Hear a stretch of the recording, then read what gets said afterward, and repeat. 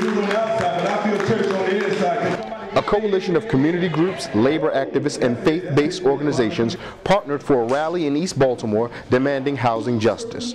Renters, homeowners, and the homeless alike shared stories about vacant properties and failed development policies in their neighborhood. What's happening in East Baltimore is that we see a lot of houses being turned over to for-profit developers because they are banking on Johns Hopkins and other organizations expanding in the community, and those who are residents here for long term are being pushed out. So what we know, the policies that we're seeing in Baltimore around development are all a reflection of power and money.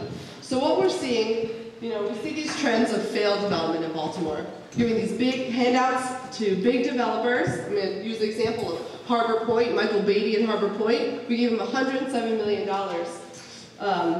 to redevelop Harbor Point with this promises of trickle down to the community. Now, at the same time, we get these promises of trickle down. There's no accountability measures. A couple times a week, I visit one of my friends. Let's call him Frank.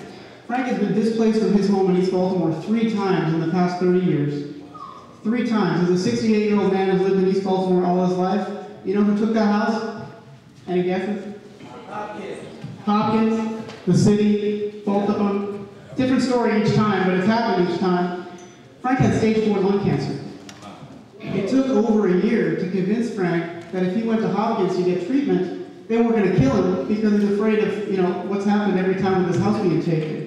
The event had the support of Corey McCrae, a lifelong East Baltimore resident and candidate for delegate in Maryland's 45th District. I think it should always be listening to the community. I see McElderry Park, I see Glenn Ross and his community, I see Karen there, I see so many communities, and fair housing is a real issue. Fair housing and to be able to have affordable housing is such a real issue, so it's very important for people to be able to understand the issues that's going on in the community that they want to represent. Hold the corporations that's doing business in our community accountable in reference to tax breaks. Anybody that's getting any type of state, city subsidy should be accountable to the community or should have some type of binding agreement with the community, especially for affordable housing.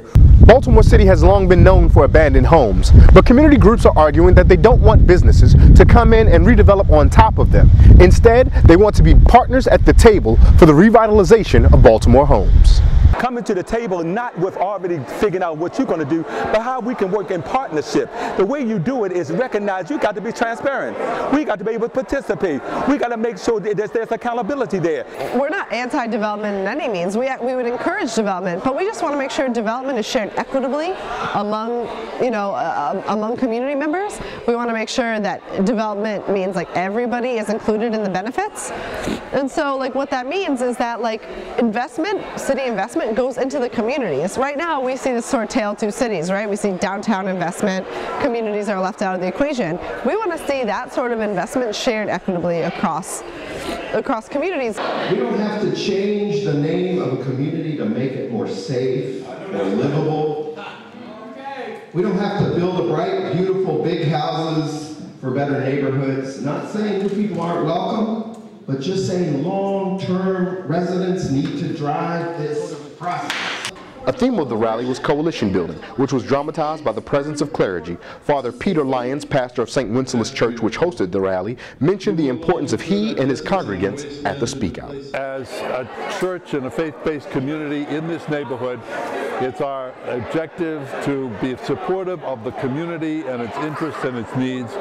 Our church has a long-standing tradition and history of supporting issues of social justice, which includes right to work, fair housing opportunities, health care, and a variety of other justice-related issues.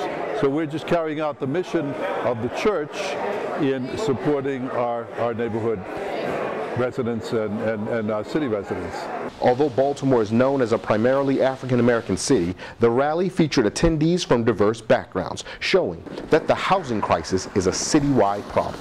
Oh yeah, it would be a mistake to think that the housing issue and the many issues of injustice in our city are limited to one ethnic group.